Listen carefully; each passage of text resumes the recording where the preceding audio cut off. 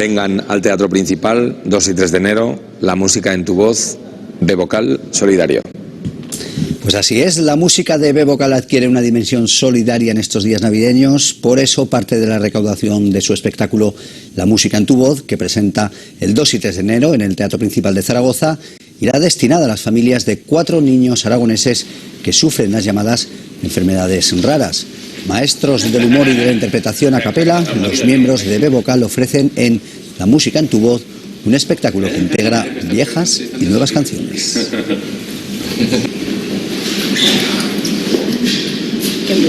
Queremos recibir el año con energía, con alegría y con solidaridad, ¿no? Donando parte de la recaudación de lo obtenido por nuestro concierto La música en tu voz a familias que lo necesitan porque tienen a sus niños con enfermedades raras, que así se denominan genéricamente, y pues bueno, las coberturas sanitarias no existen y ellos se ven en una situación muy complicada. Si queremos echarles una mano en la medida de nuestras posibilidades. En el portal de Belén ha nacido un lucerito.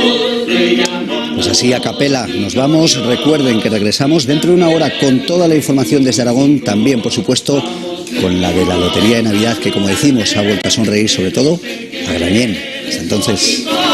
De María y José, nos joven por amigo, a cantarle, a decirle cosas buenas, que penicas ya tendrá, cuando Jesús hijo venga, vamos todos a adorarle, que no se quede solito, que María y José nos lo den por amigo, los pastores de la sierra.